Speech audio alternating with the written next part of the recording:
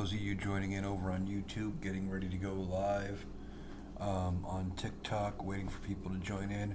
Full disclosure, I'm only going to go live for about an hour, hour 15 maybe, depending on what the Rational Boomer does. I heard he might be going live, and I'm going to want to catch that. So if I find out that he's going live, if he's not going live, I'll keep going if we've got people in the room. And I have talked to TJ. We will have our good moderator tonight. Waiting on people to kind of jump in. For those of you joining in, we are talking news, politics. Got a few things to talk about.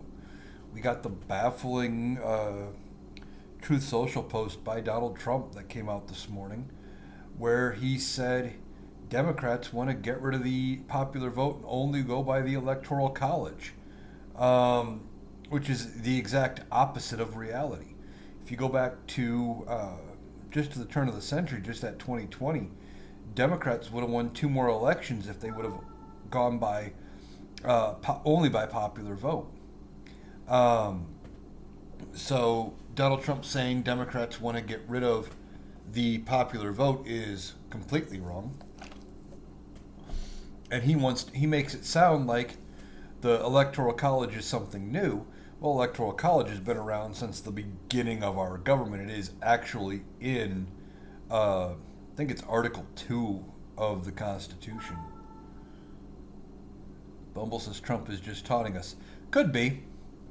But, if he actually can somehow get Congress to agree to push forward something that would eliminate the Electoral College and go to a national popular vote, that would be an accomplishment for Donald Trump. If they push the amendment through and it goes out, I would be for it. As much as I don't like the popular vote idea in its entirety, because it feels like smaller population states would get overlooked or could get overlooked. Still, it would be a huge accomplishment, and I would actually say Donald Trump would get a win on that one. I would give him the win on that one. But it would also go to hurt Republicans long term. I mean, if they went to national popular vote in 2000, Gore would have beat Bush. Popular vote, if that would have been the way it worked in 2016, Donald Trump never would have been president. So I don't know why he's saying that, other than he doesn't understand how the government works, and he's saying something about it that the Democrats want to get rid of popular vote because he won the popular vote this time. I don't know. I don't know what he's trying to do with that one.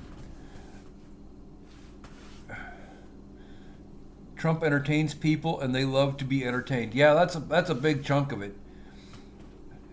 He gives them entertainment and he speaks at their level.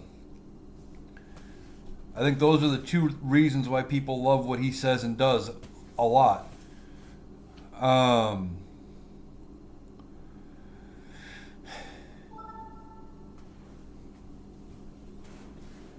He says a lot of things. Over the weekend, he was on Meet the Press, and he even had to admit on Meet the Press that tariffs, he can't guarantee that tariffs wouldn't raise prices. Kate says, hi neighbor, what's new? Hi, not much, just another day in Iowa, although saw a couple articles before I went on the live here. Our Senator Chuck Grassley wrote a letter to FBI Director Wray saying that he has completely failed, and came close to saying Wray should resign. Now, senators can't force a FBI director to resign. Only the president can. But if anything, Chuck Grassley has failed us in a lot of ways. And then beyond that, I read another article that said Joni Ernst is at least considering voting for Pete Hegseth to confirm him as Secretary of Defense. Kate says Grassley thinks he's God. Yeah, he's got another thing coming. I can't wait till he's no longer a U.S. Senator, by one way or another. Whether that means he gets voted out in 4 years, in 2028, or, I mean, the dude is 91 years old. How many more years does he have in him? That's just a fact. Chuck, I'm older than chocolate chip cookies, Grassley. Trump dancing in the YMCA hung is the biggest taunt they do. That is hilarious. It really is. I don't know what entertains me more about it. The type of dance they're doing to the YMCA, because of what it looks like he's trying to do, or the fact that they are taking a song that already has an existing known dance that's been known for like 50 years and changing it all because one guy can't dance and that's how he chooses to dance to it. I don't know which one of those things makes me laugh harder. And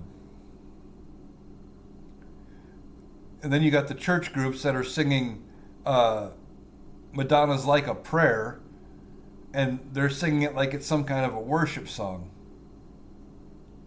Kate says, exactly. He came up to a place I used to work, and Grassley was rude to everyone except the business owner. Yeah, Grassley's got this idea that he comes across as a folksy old farmer when he needs to.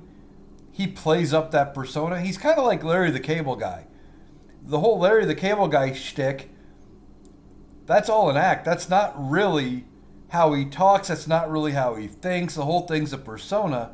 And Grassley kind of has that when he needs to schmooze with the farmers, but then he goes anywhere else and you find out he's a dick.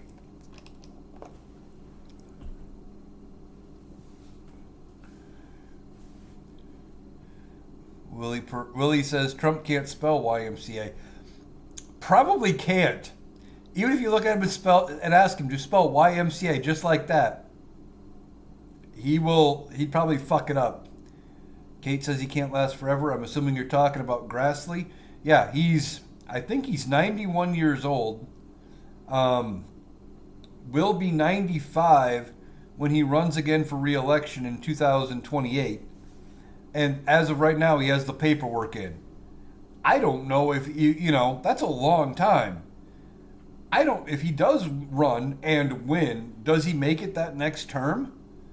Now, a while back, I had heard that the plan from the Republicans here in Iowa was for Chuck Grassley to run as long as he could. Then whenever he decided to step back and retire, they were going to appoint his grandson, also with the name Grassley, to the Senate, hoping to ride the family name into continued incumbency. Kate says, and people think Biden's old. Yeah, that's just it. Biden's like 10 years younger than Chuck Grassley. I think I was in high school when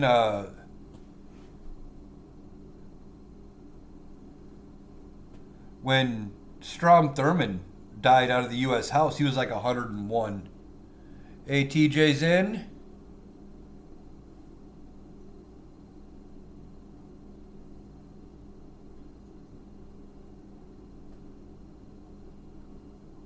There's TJ, our moderator. I'm early. I said 9. And I'd probably go till... It's all going to depend on what the Rational Boomer ends up doing. He might be going live tonight, and if he does, I'll end up ending my live a little earlier, just so I can go catch his live as well. Kate says, I think I told you I'm in Des Moines. I think you did. That makes sense. Des Moines, I'm not far out of Des Moines, but I'm not in Des Moines proper. It's a close enough drive that it wouldn't bother me to make any given day. I just choose not to. Connor says, yo, what's up, my man? Just talking news, politics, complaining about Republicans. Um, Started out the live talking about Donald Trump and his weird, baffling Truth Social post this morning in the early morning hours where he tried to say Democrats want to get rid of the popular vote and have the president only selected by the Electoral College, as if that's not how we've always done it.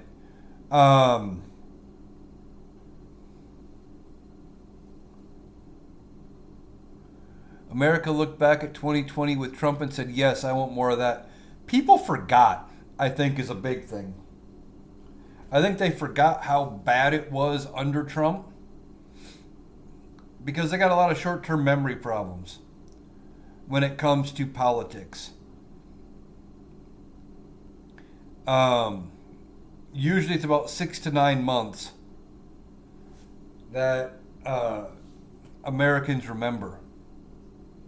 How do you think Trump is going to handle Syria? Based on the one, I don't remember if it was a Truth Social post or a tweet, he said basically it's their problem. He didn't think America needed to interfere. So it sounds like he's not going to do anything. Now we'll see if he actually follows through with that or what his thoughts are on that. It's interesting that the Syrian government has fallen. I know the rebels have taken over and toppled the Assad government. So that's interesting. But don't know what the new government's going to look like.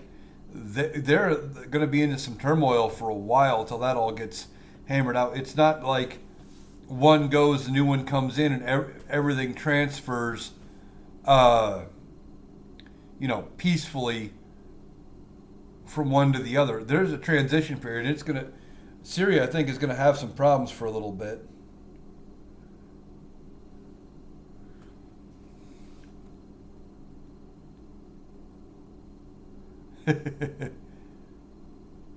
Ron says, what's J.D. Vance doing? I haven't seen him at all. Good question. Well, he wasn't showing up to Senate hearings for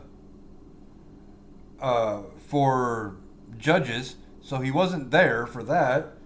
I think you're going to see very little of Vance the next 4 years unless something happens where Vance asks the 25th Amendment Trump, they impeach and remove Trump, or Trump's health just fails and Vance has to become president.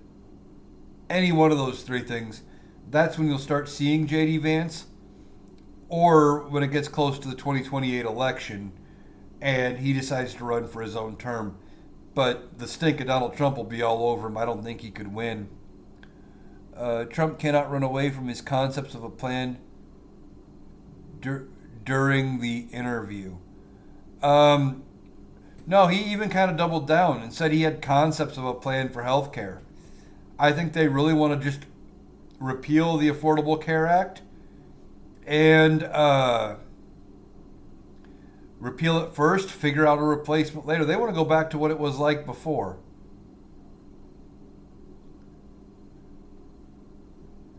Debbie says, hey, chat. Hey, Eric. Well, hey, Debbie, glad to see you. I figured you'd be in at some point. You make almost all my lives at some point. TJ got rid of another bot, which is good. Help him keep the live going and safe. What was I saying? Yeah, he doubled down on his concepts of a plan. I think they want to get rid of the Affordable Care Act, go back to what it was like before, where insurance could say, hey, you were born with this condition and you're 3 days old? We're not covering that. Sorry, you didn't meet your deductible, or, they could reject for anything. And it was bad. At least with the Affordable Care Act, with the exchanges, I know a few people who said even though they had insurance offered through their job, the exchange insurance was cheaper and better, and they went that route, and then they weren't tied to their job. They could leave jobs if they needed to and still had insurance coverage. Ultimately, I think we do need to go toward a universal healthcare system.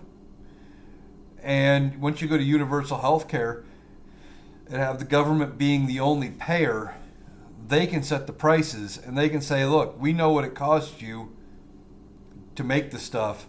Here's your cap at how much you can mark it up, and that's it. And you're not going to have some of the things like a dollar bag of saline being, what is it, $1,000, something like that? Will Trump do press conferences or will they hide him? The fact he did an interview is wild. I don't think he's going to do many press conferences. The thing is, I bet you that interview was pre-taped, much like the 60 Minutes interview that Donald Trump was doing or complaining about with Kamala Harris. Probably pre-taped, and it was probably heavily edited to make him look a little better, and it still made him sound like a dumbass.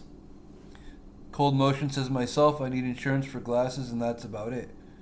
Car insurance is already a scam. It is.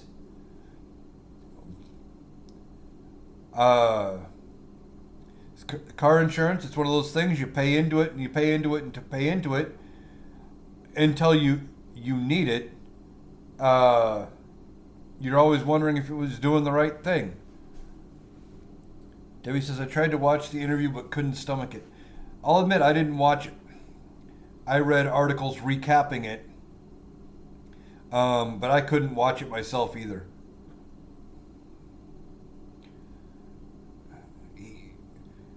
It's hard to watch Donald Trump for more than a few minutes at a time because he doesn't know what he's talking about. And half the time he's talking about four things at once. If there are press conferences, I think they're going to be, he's going to be heavily medicated, made to look better than he is, hopped up. There's never going to be, I don't think, an impromptu press conference. I think it's going to all be very heavily monitored. Gigi says he looks ill to me, and his speech sounds a little slurred. Could. I didn't watch it, so I don't know. He hasn't looked great since the election. And it wouldn't surprise me if at some point after the election, if they try to use the 25th and remove him, if they just want to avoid the issues and get him inaugurated, because we've never had a presidential nominee, a president-elect, not make it to Inauguration Day. And there's always been some question about what would happen if the president-elect can't be inaugurated. Does the vice president does the vice president-elect automatically become president? That's the running theory. So I think they are trying to just push him through to Inauguration Day, have him take the oath of office, and then if he's too sick to continue, 25th Amendment him and remove him. TJ says he's been ill. Makes sense with what we're hearing. Cold Motion says we have two sides who basically want the same thing, but one side doesn't like reality. Yeah. The Republicans don't live in reality. They just don't. They make stuff up. They live out in some fantasy land. Some of them don't know how government works.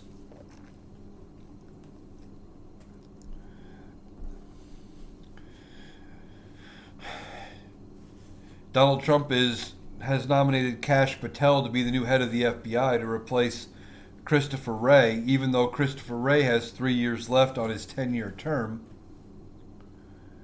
And Donald Trump was the one who appointed Wray.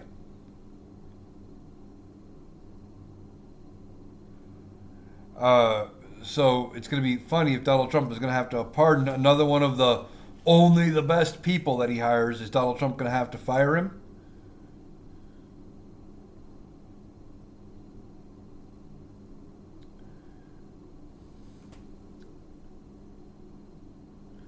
For some reason, the world can't be a utopia for some odd reason. Yeah, we have enough. There's enough wealth and there's enough uh, uh, food and everything in the world. We have enough resources to be a post scarcity society if we chose to work together. We're just not at that point yet as a race, as a planet. Debbie says, I think Ryan Walters is the scariest pick so far. Hadn't seen him getting nominated for anything. So I don't know.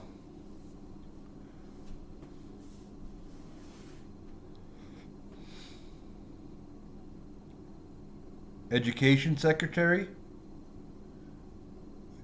Wait, I thought that was Linda McMahon, or did Linda McMahon drop out?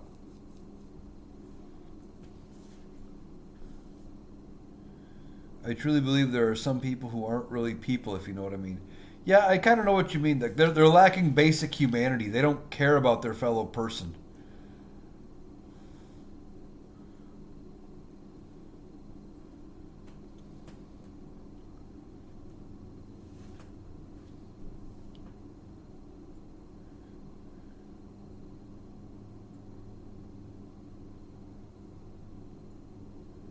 Debbie says, I think she's going to be the head of the Department of Education. He's going to be secretary. I thought that was the same position, but I could be wrong.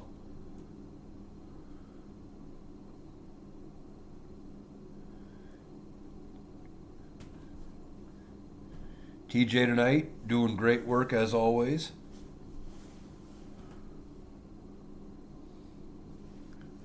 It's funny. You saw the Trump prayer. He's forcing children to watch Scary. Yeah, I've heard that he wants to. They want to try to do a. Oh, that guy. Um, he's the head of the. He's the school superintendent in Oklahoma. Yeah, him. I think they want to make him like national school superintendent or some position like that. Yeah, he is scary. And that stuff will get held up in the courts because of the First Amendment. It's been held for 50 plus years that you can't force prayer into public schools. Now, what this Supreme Court does is is up for to anybody else.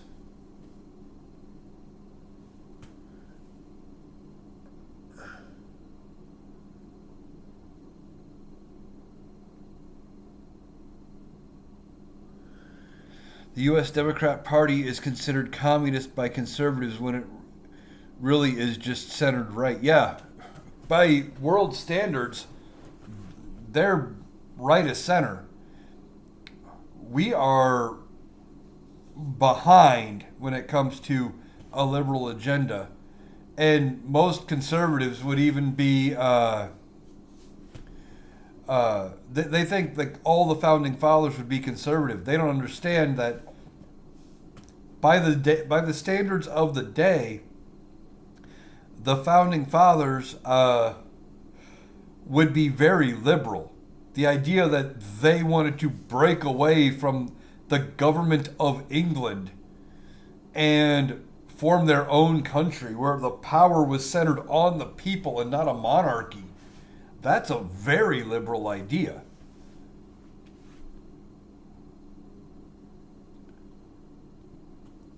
And yeah, the Republican Party loves to hold up the founding fathers as some sort of ideologic, this great mythological person, not realizing they're very liberal, all while bashing liberals. Uh, Selfish 69. Okay. Democrats at the top know better, but the base doesn't. Yeah, Democrats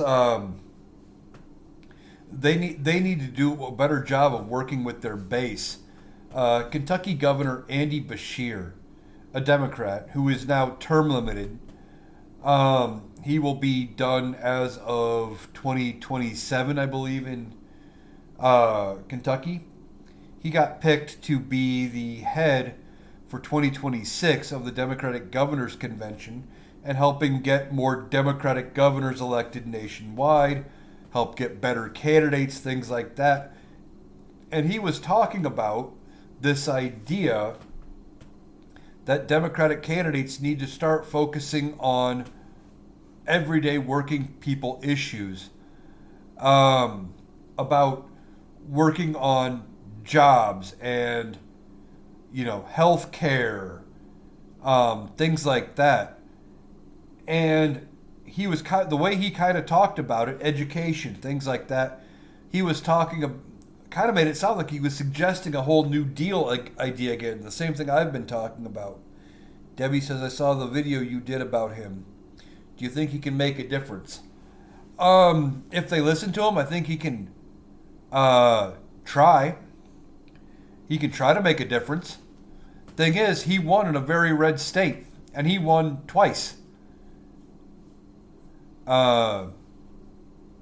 So he knows how to win in a very conservative, very Republican area and get the statewide vote through, and he's been rather successful. If the Democrats listen to him, there's a chance that he could be a very good resource, and if he raises his profile enough, potentially he could be in the running for 2028 for the Democrats.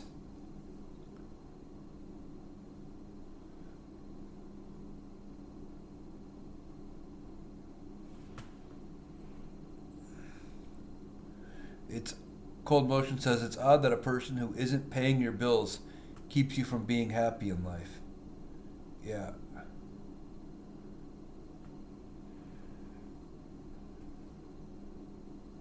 There was a second one in there, TJ. I hope you saw him. Got hidden by all the tanks. Debbie says, I hope so. I worry about corporate Dems. They want to keep us center leaning right.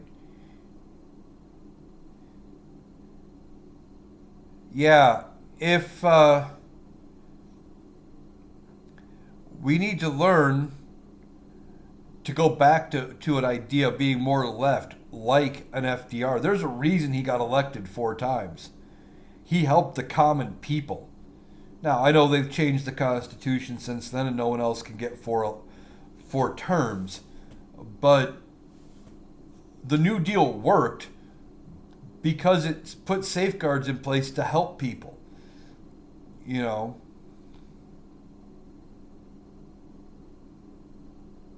And I think that's kind of what Andy Beshear is saying. We need to focus on the people and making sure the people are right. And one of the things that I think got lost in the messaging with Kamala Harris is, yes, the economy's doing good. When you look at the overall numbers, GDP, you start looking at unemployment rate, you start looking at the stock market, they all look good. But you still have people struggling in their day-to-day lives. They don't care about the stock market. You know, outside of 401ks, I've only rarely owned stocks. And that's when I worked for a short while at a company that had a stock buy option. And I decided to jump in on it because it sounded good. And I never had very many shares, but seemed like a good investment. But I was making better money then too. I just don't think a lot of people, when they're worrying about putting food on the table and how much their job is paying them and paying their overinflated rents, things like that, they don't care if the stock market's doing good. That's helping somebody else. That's not helping them. And I think that's what Andy Beshear was saying, is we need to focus as Democrats on the everyday person. Uh,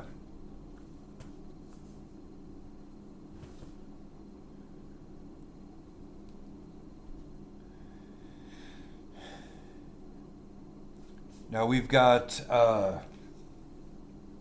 about 10 days for them to fund the government, or we're facing another government shutdown. Um, and once again, Democrats are going to have to save Republicans. Debbie said, I never understood why people who can't participate in the stock market care so much about it. I mean, it is a good indicator of how the economy is going. If the stock market's doing well, that means companies are making money. So it's a good indication that the economy's doing well. But on the other side of it is, even if everything's doing well, but day-to-day people are still struggling, doesn't matter. And I think that was the part that got missed with this election.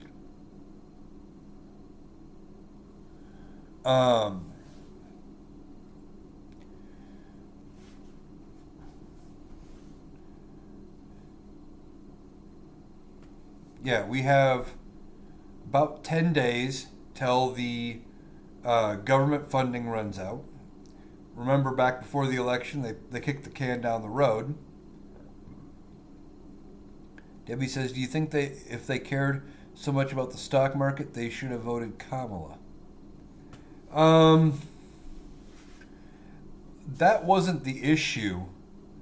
The issue was the far left voters that didn't vote at all as a protest to Kamala Harris, or they voted third party or what have you. I think part of it was they were disillusioned by talking about how good the stock market was and how good their policies were for the stock market, and they felt like people weren't getting help on the day-to-day. I think that was part of it. And then you had some people who voted for Trump because for 40 plus years there has been this perception that Republicans are great for the economy, that they are great for the working class, even though what ends up happening is almost every time Republicans crash the economy, Democrats have to come in and fix it, and then about the time they get it working right, they get voted back out of office. Debbie says that makes sense. They probably felt Dems are out of touch. That was part of it, I think. That, and I've talked about it numerous times. I think the one mistake that Kamala Harris made was spending too much time with Liz Cheney. And I'm not sure that was entirely her decision. I think she was advised to do that to try to grab up the disenfranchised Trump voters, and then lost a big chunk of her own base in the process. I don't know why the Dems lost their battle after the 60s and conservatism became dominant. Yeah, they kind of backed off a lot once they got through.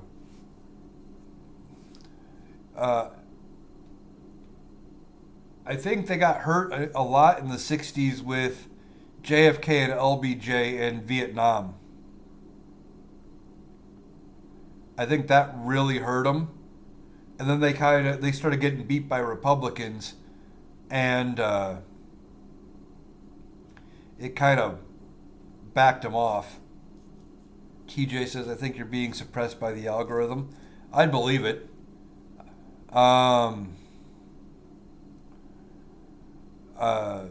TikTok likes to suppress some of my videos for some reason. Wouldn't surprise me if they do it to my lives too. Debbie says they have the White House, House, and Senate. They can't blame Dems this time. You'd think that, but they're going to find a way to blame the Democrats. Because they got the filibuster in the Senate, Democrats are going to filibuster some stuff. And because they have such a narrow majority in the House, and because Democrats are going to vote against everything they're going to want to do. If they lose 3 votes of their own party, it doesn't pass. They're going to just say, well, the Democrats should have gone along with us anyway. Democrats should have voted with us and seen how good these ideas were or something. Somehow they're going to blame Democrats. Yeah, I don't know how to fix them suppressing me by the algorithm, TJ.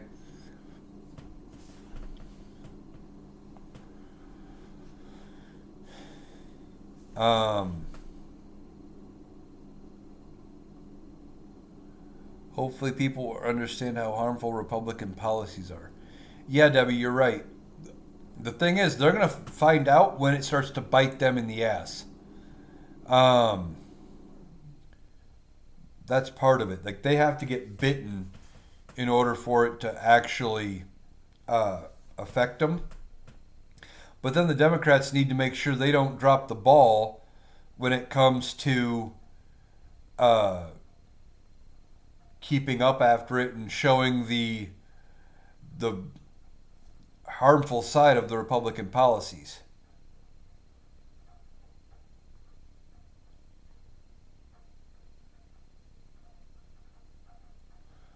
Granddad says stock market. That's all dumb talked about during his first term.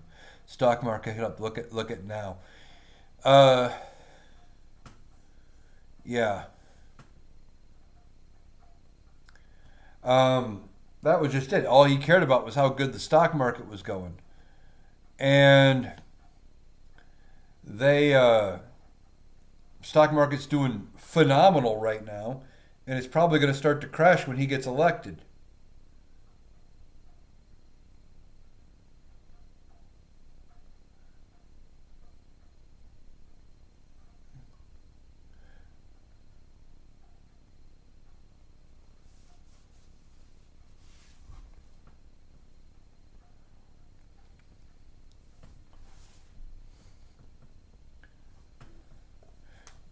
Biden is old school, so he didn't think messaging was a big thing he needed to do. I'd agree with you. And Democrats, a lot of the older Democrats, feel like the record and the message should stand on its own, and they don't feel the need to get out and do the big message thing like the Republicans do. Debbie says, how long after January 20th will we feel the hurt from the Trump administration? How much time do we have? Depends what he does. If he does like he did in his first term and doesn't do a whole lot of anything, we might have a year or two. If he starts putting these policies in place, it could be very short term. You know, if he puts tariffs on like he says day one, we could be feeling the pinch within a week or two. If he puts, if he starts doing the mass deportations right off the bat, you know, we could be feeling the effects shortly. It really depends. Depends on what he actually does. If he doesn't do a whole lot and just rides the economy as it is, it might be a long time till we feel anything. And unfortunately, that's the way we have to deal with it. Is we have to hope for the best, and the best being Donald Trump being lazy and not doing a damn thing. Debbie says that's the hard part, being uncertain and not knowing what's going to happen. Yeah, it is. But we only really have to survive 2 years, and then we get into midterms, and then in the midterms, Democrats should be able to retake the House and the Senate, especially if some of this dumb shit passes, and things start hurting. If they start hurting the economy too bad, more than likely, the voters will vote in Democrats in the House and the Senate and set up 2028.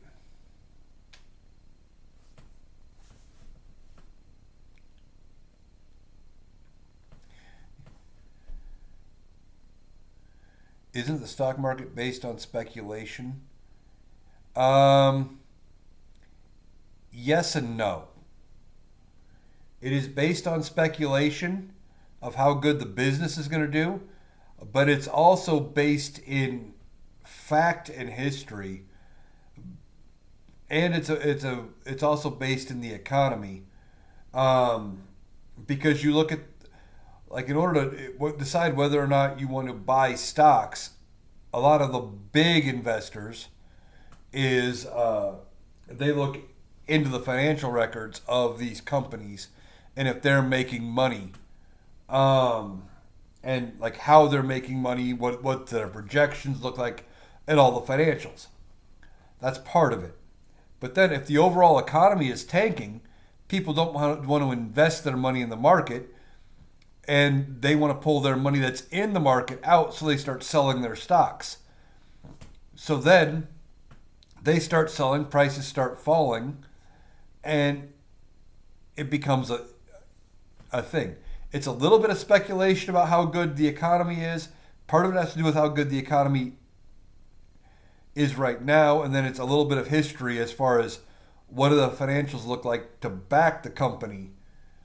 You know, do their financials back up what they're saying as far as what they are projecting that they're going to be doing for revenue, things like that? Are they a sound financial company? Stock market's its own beast, but it does have an indication of how the overall economy is doing. And we've already seen what happens if the stock market crashes too far. It can, excuse me, they can crash the economy. Look at 1929. Granted, that was the first time the stock market dropped, but it dropped, and as it kept dropping, people kept freaking out and freaking out and freaking out, causing it to drop more, and then led to a run on the banks, and then the bank, you go to the bank, and because the bank was playing the stock market, they didn't have your money, and then the bank collapsed. It became a thing. It was a whole issue.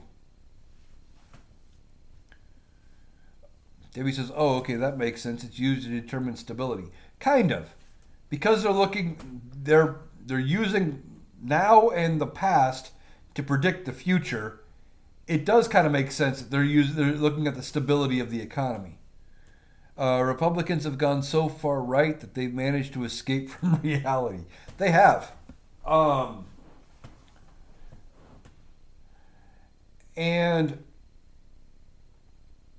this is probably the death rattle of the MAGA movement in the Republican Party.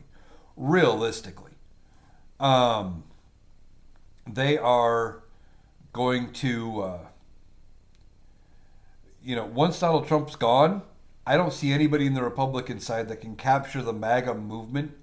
And then once these MAGA movement policies, and the guy spearheading "Make America Great Again," and he does all these things, and if it tanks the economy, people are going to be abandoning ship of that MAGA ideology because it bit them in the ass.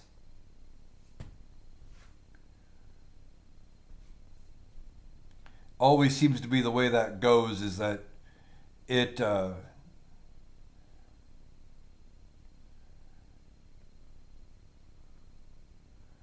Debbie says, "I don't know what they're going to do when reality hits them." It's going to be interesting. They're going to be doing some mental gymnastics for a while. Um, Trying to figure out how to blame the Democrats and how it's not Trump's fault. But after a while, there's nothing. No amount of mental gymnastics is going to work. It's going to be. They just have to accept it, and then once some of the MAGAs move away from the Republican Party, or Trump specifically, there's a section of them that may never vote again. I don't know how long it can keep going. It's unstable. That's just it. They're only stable because they are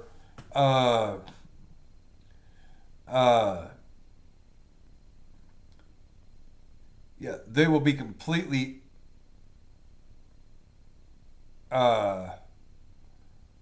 What was I saying? Oh, yeah, they're completely unstable. And then once they lose their whole momentum with the guy that they think is their savior, and they realize he's starting to hurt them, MAGA's going to crumble. Debbie says Boomer debated that one guy today. I imagine they'll be 10 times worse than he was. I heard about that. I have not seen that debate. I was going to watch it later. Heard it was pretty good, though. The only reason it managed to stay stable enough was because of Democrat policy they inherit. Yeah, and that's the one thing that they have going for them. They're going to go into this election or into this new term with a pretty stable economy that the Democrats set up and such thin margins in both chambers of Congress. It's going to be hard to change a lot of things about anything. So then they're going to be riding the Democrat economy until they pass some laws. Now, if they pass this tax cut that Trump wants to do and it hurts the economy, there's going to be some things that we can maybe point to as to how it is Donald Trump's fault.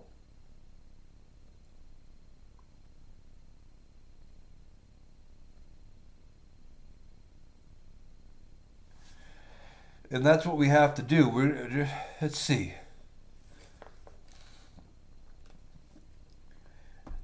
Debbie says if Trump was smart, he wouldn't do shit. He can take credit for Biden's economy. Yeah. That's kind of what he did his first 2 years is he took credit for Obama's economy, didn't do a whole lot, but then kept bragging about how great he was about everything he did. And we can hope that he'll do the same thing this time. The problem is the few things that he has said he wants to do in our priorities are proven to hurt the economy.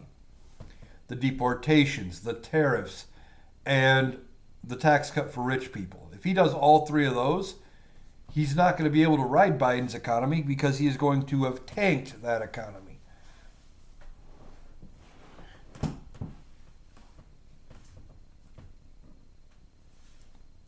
They want to do another round of tax cuts to rich people, but they need to offset it again somehow.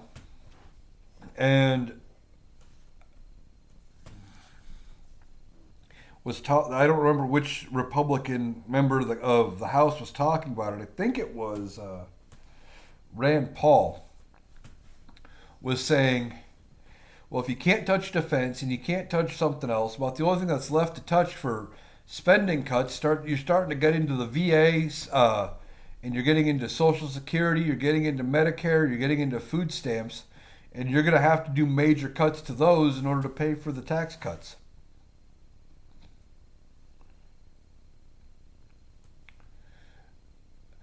Trump could easily make his legacy better by doing absolutely nothing unless something bad happens. Yeah. I even said that during the first Trump administration. The universe handed Donald Trump a second term in 2020 on a silver platter. All he would have had to do was follow the pandemic response playbook and said, hey, folks, this is serious. We're going to hunker down for about 3 weeks. We're going to get through it. And treated COVID seriously, and he would have had a second term, and he probably would have won in a landslide. But instead, he said, I know better, tossed out the pandemic response team, and kept saying COVID wasn't a thing, and ultimately led to 1 million people dying. And because he kept ignoring it, and he knew better than anybody else, yeah, TJ says it was a hoax. Yeah, he called it a hoax. And by not doing anything, he cost himself a second election. He could have easily gotten reelected, but his ineptitude cost him. Debbie says his ego and racism won't allow him to fall back. He can't help but F up. He's been one his entire life. Yeah, he has. I mean, the man bankrupted 2 casinos. He mishandled casinos so bad in Atlantic City that he has the Trump Hotel in Vegas, but he cannot get a gaming license in Vegas. They will not give him one. Nevada said, no, you fucked up bad enough in New Jersey. We are not allowing you to do that same thing here. We don't trust you. Yeah, they blocked him from getting a gaming license because of how bad he was in Atlantic City. He's one of the few people who has ever bankrupted a casino. Now, they've had planned closures and things like that for casinos, but they typically don't go bankrupt that often. If the pandemic never happened, a recession would have happened, but he would have got reelected. Possibly. Debbie says, no one is asking who's going to work certain jobs when he starts deporting so many immigrant workers. Oh, we're asking the question, but people on his side of the aisle aren't asking that question. They have no idea. They don't realize how many, what jobs those immigrants are actually taking. A lot of them believe that the immigrants are taking, the good jobs, the best paying jobs, not the manual labor jobs, the ones that some people don't want to do. And I'll admit, there's some of those jobs I couldn't do from just a physical standpoint. It's way more physical than what I could probably handle. But the left realizes what his immigration policy and his deportations mean. Oh, goodness. And we're talking about it. His side, not so much. They're not going to be talking about it until they get burned. Debbie says he only did bailouts last time because he was running for a second term. Now he won't have a reason to. That's true, but all bailouts have to go through Congress. If it gets bad enough, Republicans will be pushing for it. And even if he's not on board and if he refuses to sign it, he vetoes it or whatever, something tells me they could get enough Democrats on board to pass it, and Democrats would have to save them again, and they would have to pass it around his veto. Republicans could bail out farmers. They did last time. Well, Democrats pushed for it, but the Republicans agreed it was needed. And Donald Trump signed it. But if they pass something in Congress, especially if it happens in his first 2 years, Republicans are going to need Democrats to go around Donald Trump's veto if they need to do a bailout. And I think Democrats would be all for doing it and sticking it to Donald Trump.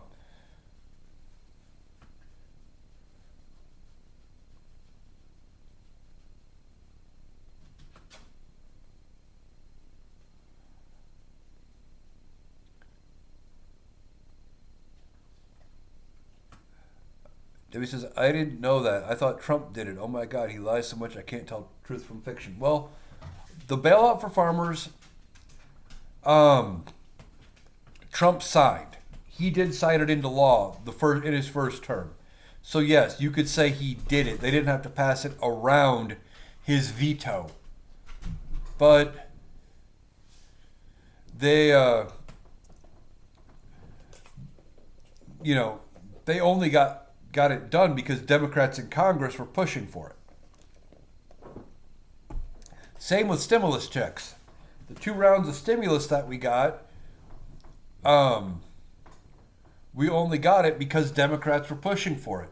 And that third round that they got, that Joe Biden pushed for, I remember, I think it was the third round, Mitch McConnell was against it because he assumed people still had their $1,800 combined from the first 2 stimulus checks. Oh, they're flush with stimulus money. They don't need any more. As if $1,800 lasts that long anymore. That's why some of these people need to be out of office. They've been in there too long. They're not in touch with the plight of the working person.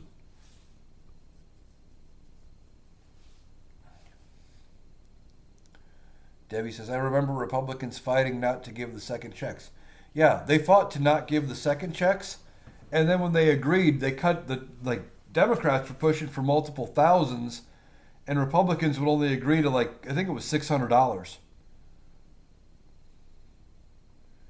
Even Donald Trump, I think, was in favor of more money going out, but he also held up the first and I believe the second checks to make sure there was a letter going out that had his signature on it so that he got the credit for the checks going out, even though Congress has the power of the purse.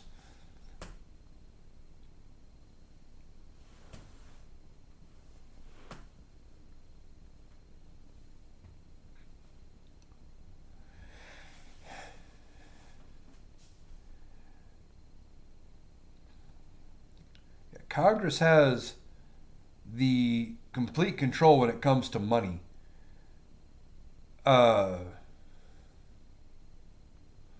Debbie says, what the hell can you do with 1800? They are fossils. We need younger people in Congress. We do. We do.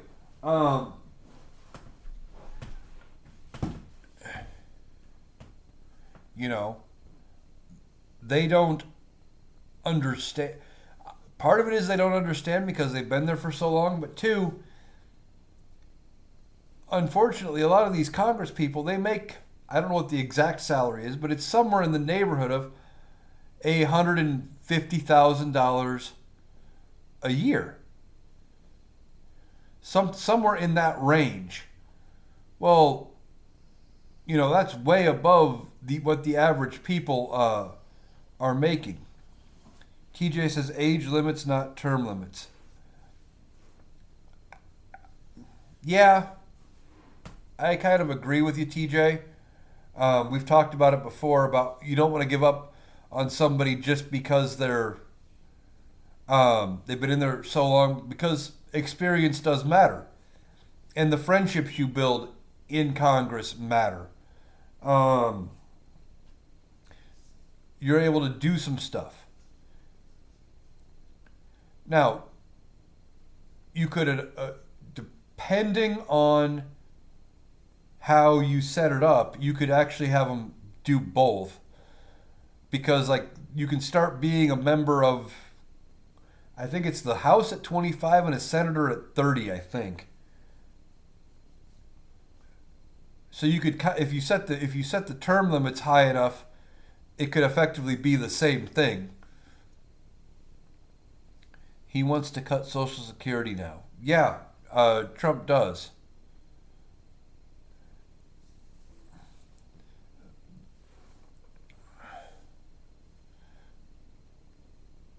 TJ says 67 seems like a good number to me. Yeah. They are making life-changing decisions but won't be alive to deal with the consequences. Yeah, and that's the problem, and that's on both sides of the aisle. Now, Dianne Feinstein, who died, she was a great Democratic senator, had been in there a long time. But during her last year in the Senate, they were just trying to ride out her time until her term was up, hoping she didn't die. All while at the same time, her daughter had to go to court to get power of attorney to pay her mom's bills. And, you know, she was just in there too long. Nothing against her, but she wasn't entirely aware of what she was doing while she was there at that point, and then making decisions that's going to affect the younger generations. And, you know, she's now no longer with us. But she was still voting on legislation. Rational Karen says, we don't want someone bad in their multiple terms. Yeah, and I think that's something Democrats need to look at a little bit. Well, both parties. Is that they need to start stepping in on their own and talking to their own people to get them out ahead.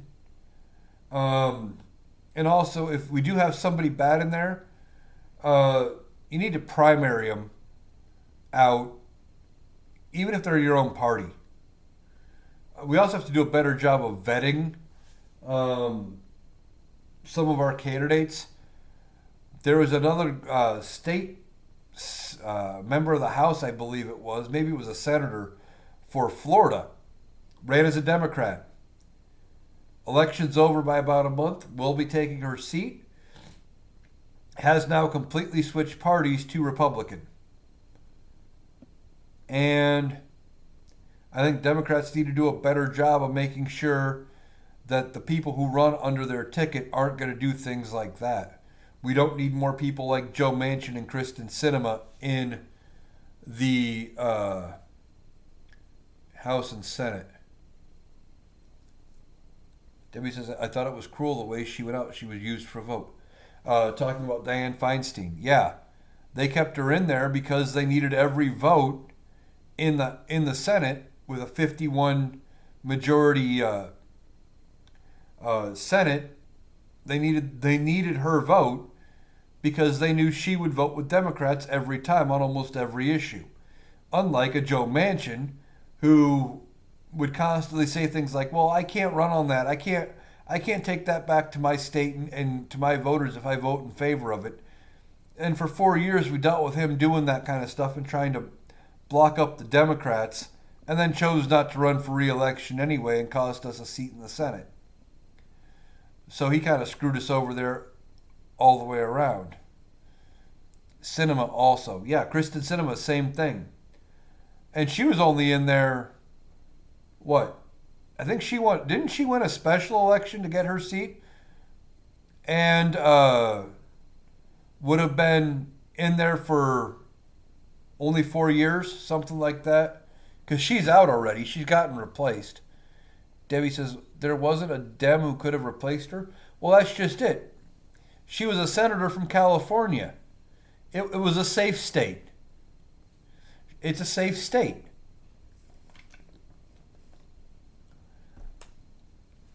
And then, I'm kind of pissed about that whole deal too.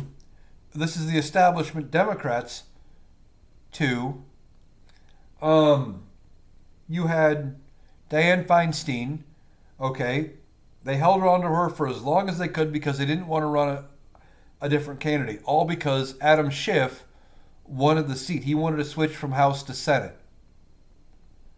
But there were 2 members of the House of Representatives, both from California, had to not seek re-election to run in the primary for that Senate seat. So we lost 2 members of the House of Representatives for a safe Senate seat. They could have just let anybody else have that seat. And both ran for re-election and probably gotten re-elected. Now, I don't know how their specific districts voted, but not the point. The point is we lost 2 good votes out of the House. Didn't he take it from Porter? Yeah, they ran against each other in the primary. And they both ended up having to resign their seats in the House to run in the primary for this to be able to be in this election. It was like she couldn't be running in the Senate primary and be running in the primary for her own seat in the House. She couldn't run for both. So Katie Porter ended up having to basically resign out of the House. And we could use her vote in the House right now. What happens to the elderly that rely on Social Security? Don't know. Depends on what they have for their savings. If they don't have any, depends on a lot of things. Gonna probably have to end up, moving in with their kids, if possible. Hope they've got their house paid off. If they start cutting Social Security, it's going to be really bad for our elderly population, which is why I don't think it's actually going to happen, because members of the House and Senate have to get reelected, and the biggest voting bloc for Republicans is the baby boomers and older, people who are on retirement.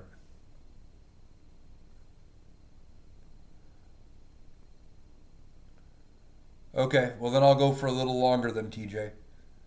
Um, do these folks get replaced by left leaning folks, or is it just a cycle of crazies being bought? Are you talking about um, the older politicians that get replaced by uh, younger politicians? It depends. In the case of Dianne Feinstein, she got replaced by a slightly younger politician. I mean, I think Adam Schiff is in his 60s. He's still not young by any means, but he's got multiple more terms left in him as a senator. But they should have gotten somebody much younger who could be in there for a longer term. Um, but a lot of times they keep pushing the chance for younger generations to take new positions, out of the way. Debbie says, "Are you coming across Republican elders who still don't believe Trump wants to cut their SSI?" Yes. They're not going to believe it until some of them will not believe it until it actually cuts their Social Security check. And then they're going to freak out and go, "Oh my God, what did I do?" Dennis says, "Term limits, my friend." We've been talking about that. And more of the idea, it should maybe be an age limit, not a term limit. Because experience does matter. Especially, that was one of the reasons Joe Biden was so good as vice president for Barack Obama. He had been in the Senate for so long, he built friendships up in the Senate. He was able to leverage those friendships to help get bipartisan bills passed, and he knew how the Senate operated very well. His age and experience from all of his terms would help. But I agree, there needs to be something. I was complaining earlier about our great senator, all sarcasm implied, from Iowa, Chuck, I'm older than chocolate chip cookies Grassley. Dude's 91 years old, has already filed the paperwork to run again in 4 years. When he will be 95, he will be over 100. If he does run in 2028, he will be over 100 at the end of that term if he lives that long. Nikki says, "I tried to look it up today, but maybe we don't know.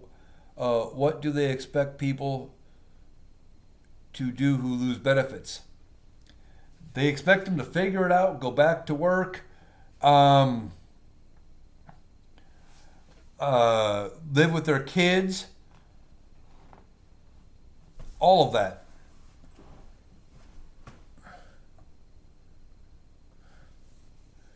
What's worse than cutting SSI is people not being prepared. I hope he can't cut it. Well, I've been saying I don't think he's going to get to, because while there may be some support in Congress for it, I know Republicans have to get reelected, and their biggest voting base are people that are baby boomers and older.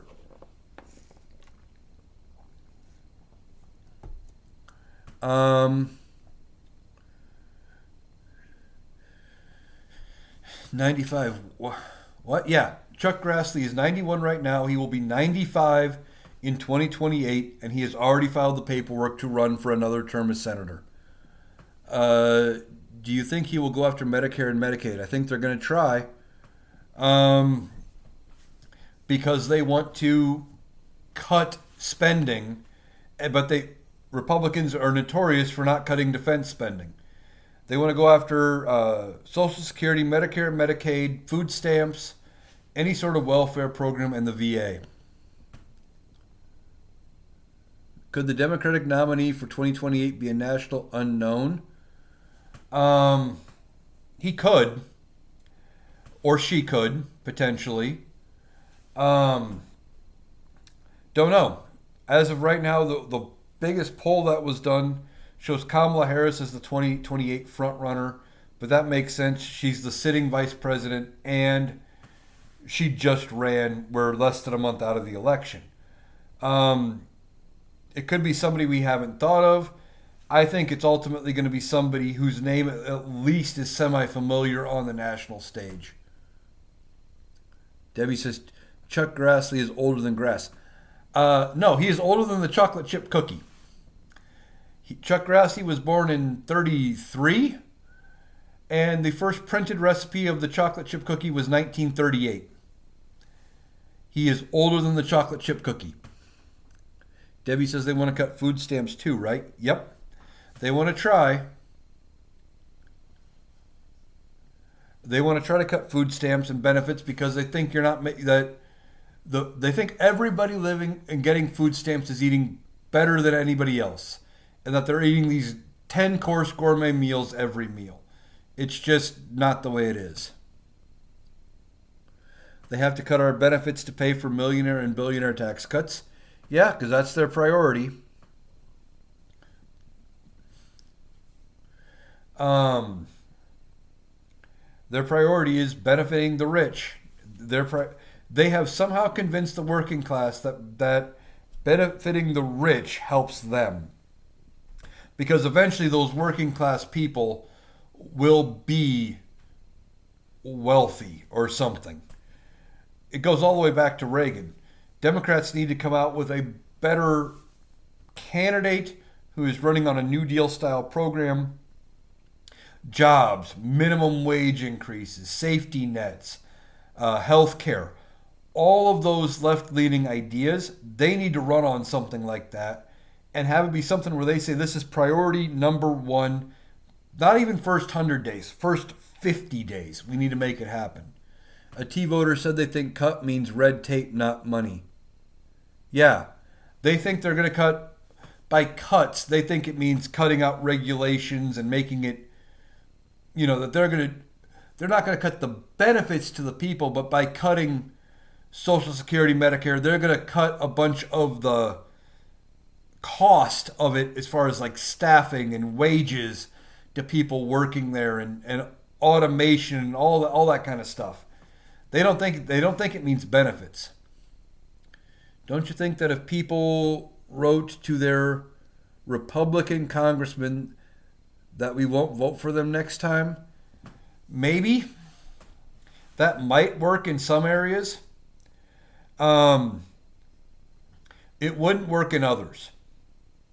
For example, Iowa District 4, where Randy Feenstra won, I think he had something like 62, I think it was 62 or 63% of the vote, something like that. It was I'm pretty sure it was over 60% of the vote where he won walking away. Unless they get enough of those letters where it looks like it could actually flip a seat, I don't know if it would make a difference with some seats, especially in the House.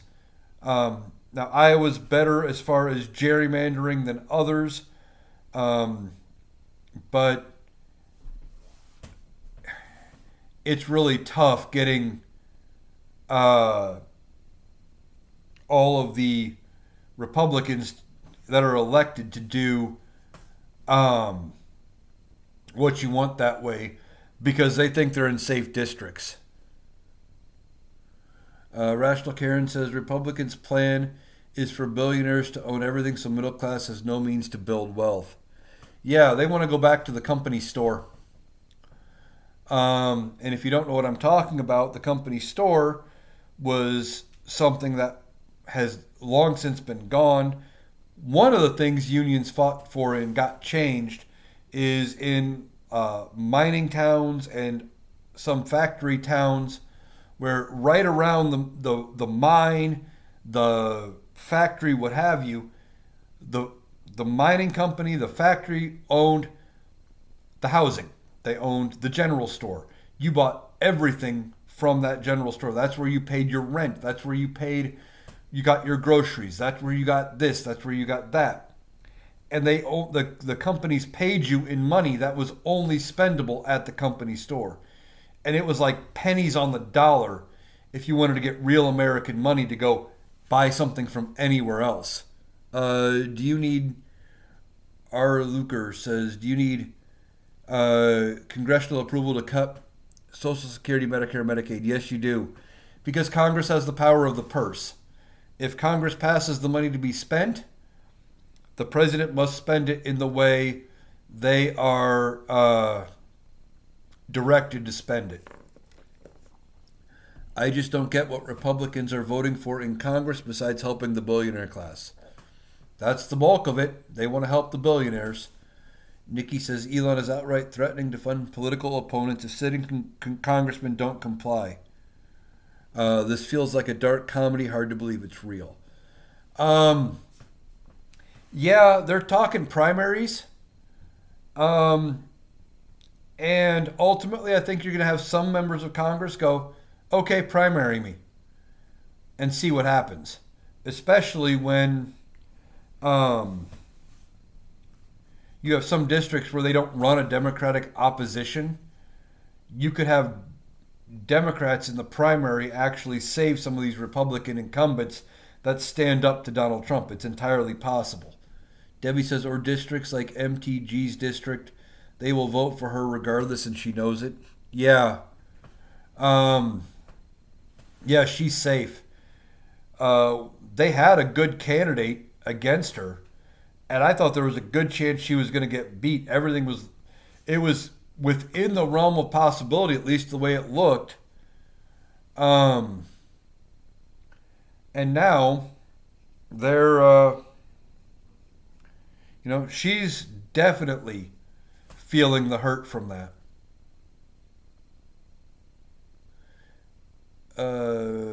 MTG got in by bullying him out of town. His whole family had to go. Wasn't that the guy 2 cycles ago that ran out, that when she first got in, that she chased out of the district and he basically said, yeah, I'm not running. Yeah, in her first race. Okay, that's what I thought. TJ says, ask the Pittsburgh Steelworkers how Trump's endorsement is working out for him. Yeah, isn't that the U.S. Steel Company that needed to be bought by Nippon Steel, and now Trump is saying he's going to block the sale? Yeah.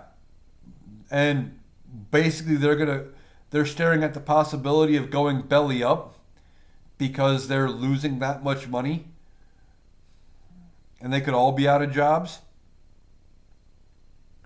Rational Karen says it's ridiculous how Boebert won after switching districts and everything else.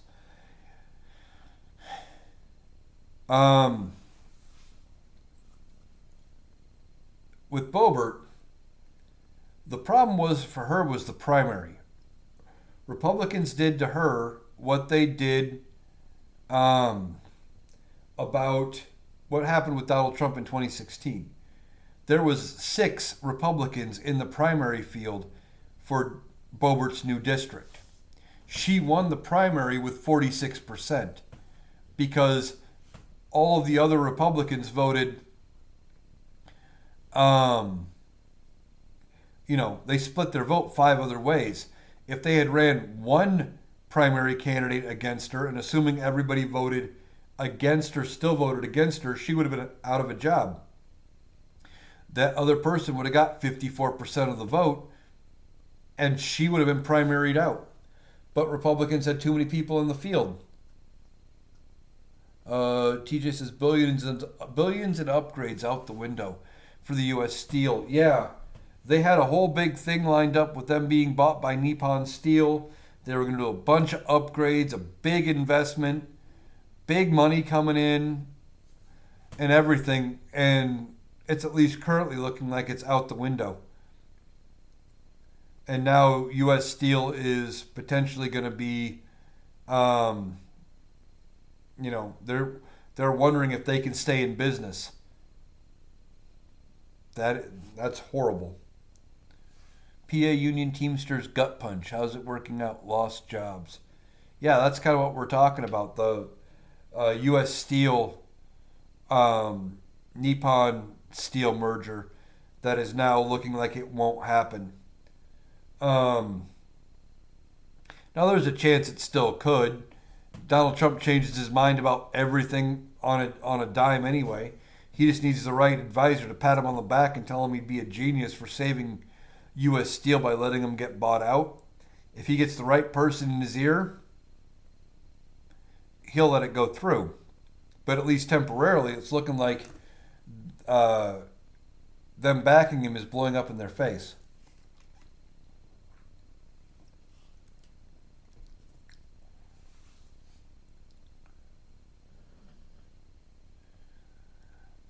Debbie says that Carol, I saw them talking on a panel. They looked so sad. I almost felt bad for them. Almost. Uh, yeah, yeah, exactly. Like they weren't expecting that. Because I think Joe Biden was talking about blocking the sale too, which is why they um, were going for Donald Trump. Problem is, Joe Biden wasn't going to be the incoming president. It was going to be Kamala Harris, and I don't know if Kamala Harris was going to block that sale. I hadn't heard what her stance was on it. But once again, a big chunk of people didn't look past their nose and didn't see big picture, and now they're in the find out stage.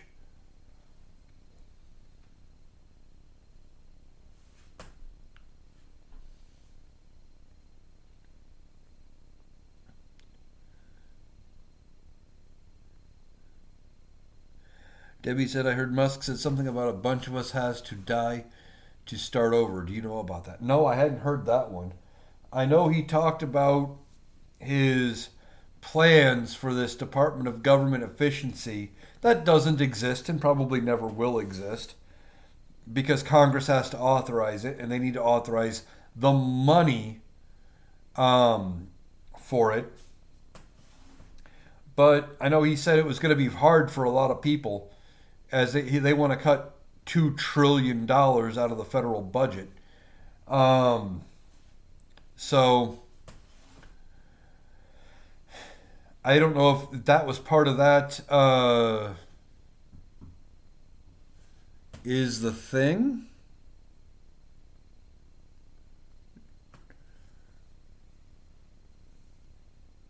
Chuckus says all of us are finding out. We are. Um, Rational Karen said, I read Nippon came back with more incentives today. If there's something in it for Trump, he'll change his mind. Yeah, exactly. Uh, yeah, Trump's all about what's in it for him.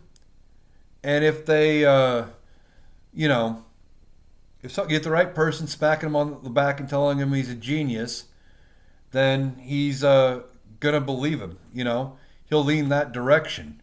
Carol says when a person shows you they are the first time, you believe them. Yeah, exactly. And he showed us during his first term exactly what he's like. We know what he's like. Can't believe they're going for veterans. Yeah. Um,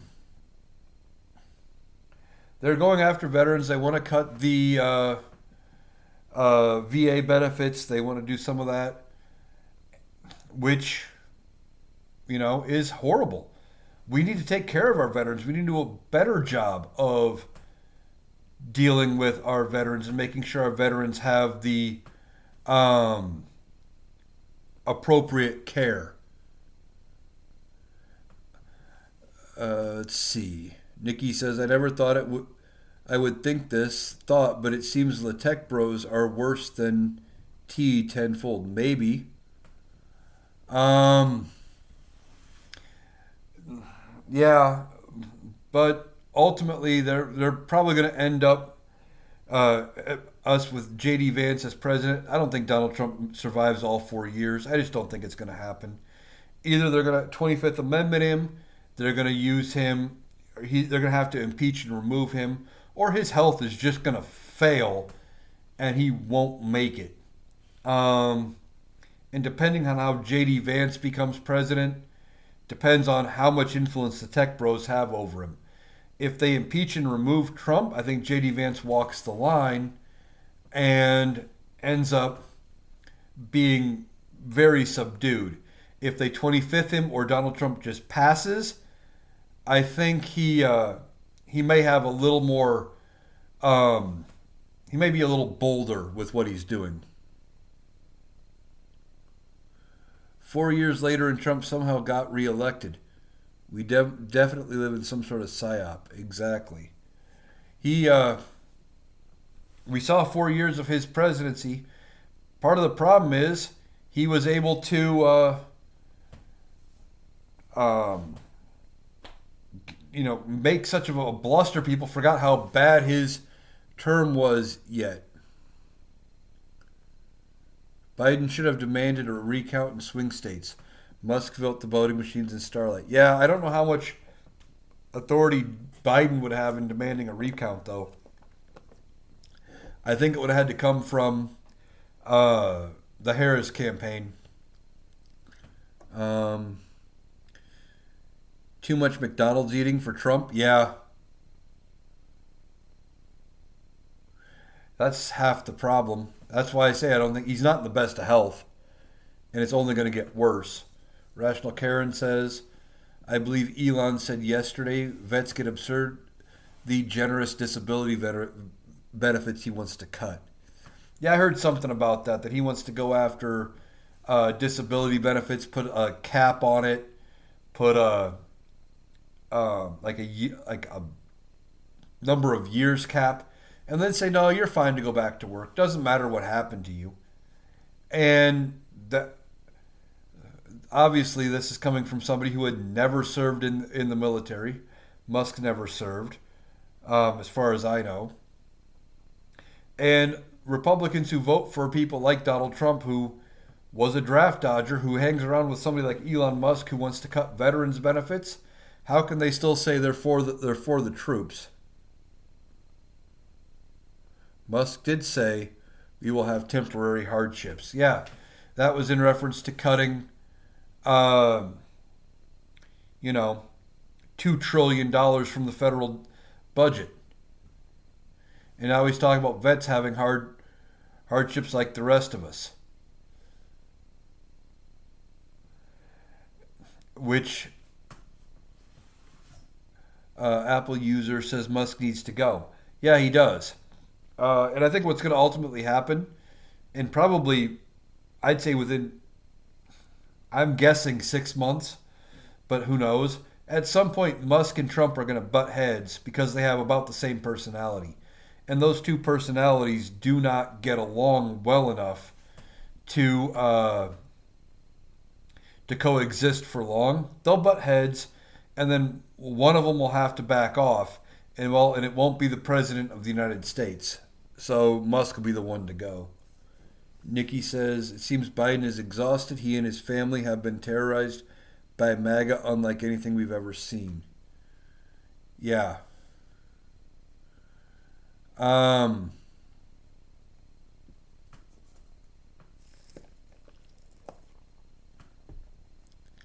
Yeah, that's just it.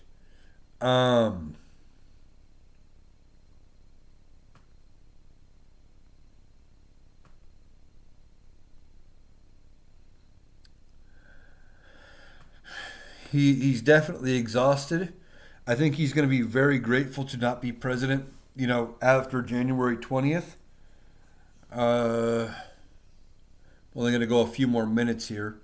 Carol Jackson says, you can't even vote if you are a felon. How can you become president with 34? That's because there's only 3 requirements to be president of the United States. You must be a United States citizen. You must be 35 years old. Well, you must be a natural-born U.S. citizen, 35 years old, and you can't have been elected president more than twice. Those are the 3 requirements. There's no requirement saying you must have no felonies or anything like that. In part because before Donald Trump, none of the parties had ever put forward a felon. So that was the thinking. If they would have thought about it, they would have added a clause in there or something somewhere. But we need to do, it's one of those things that never happened. TJ said time to pass the Felon Act. I don't know if an act would be enough or if you'd have to pass an amendment. But I think after Donald Trump's presidency this time, in 2028, assuming a Democrat gets reelected and they have Congress, you're going to see more amendments and some major changes and a lot of legislation come up to fix things that were completely broken or exposed by Donald Trump. Is Musk a consultant? How much sway will he have over Congress? Debbie, he's kind of like a consultant, and probably none. Ultimately, it's going to be up to Congress whether or not they believe in Musk, um, and what they do. But ultimately, they have to know that whatever they do needs to get them reelected. And they start cutting the things that their voting base relies on, it's just not going to get them reelected, so they're not going to have any reason to believe him. Donald Trump is not able to run again in 2028. Even if he somehow is healthy enough and cognitive enough in 2028, he's not eligible. Frida says the founders trusted the electorate not to vote for a felon. Yeah, they entrusted the electorate to not be dumb enough, and they entrusted the parties never to nominate one. Carol says, I believe Musk is trying to make America apartheid South Africa.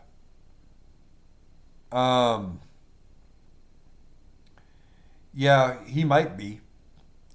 And it's up to us to put up enough resistance, speak loud about it, and make sure we turn the court of public opinion going into the midterms so we can flip Congress in the midterms. If not, flipping the House in the three special elections, that will be up for grabs. And we will have to just put up as much of a resistance.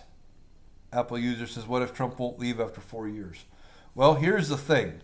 If Donald Trump is still alive and still president come 11 a.m. Eastern, January 20th, 2029, which would be an hour before the end of his term, he can, at 12 noon, the new president would take the oath of office.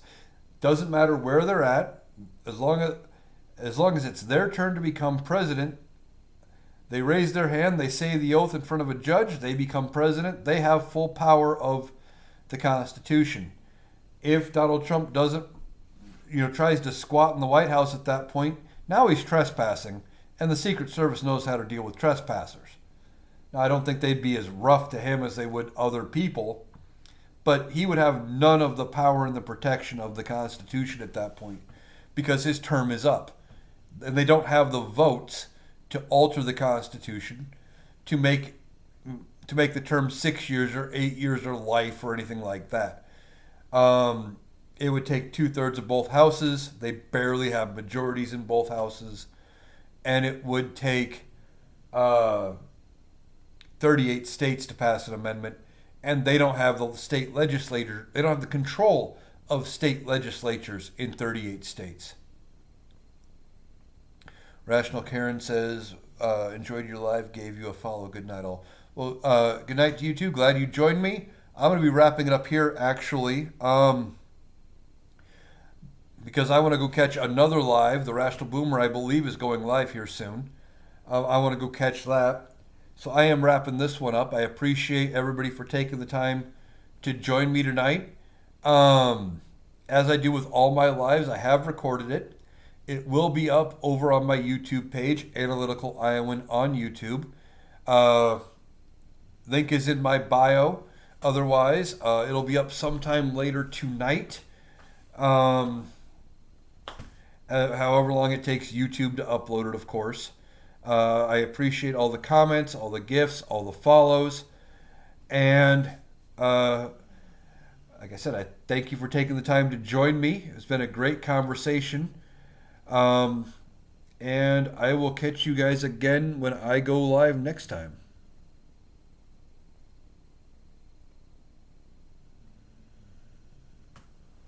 All right. Just had a good live. Real good night. Picked up toward the end. I spent a lot of time with just quite a few people in there, and it kind of doubled the last half hour or so. But it was a real good conversation. Hope you guys enjoyed it, and we will have another live coming for you soon.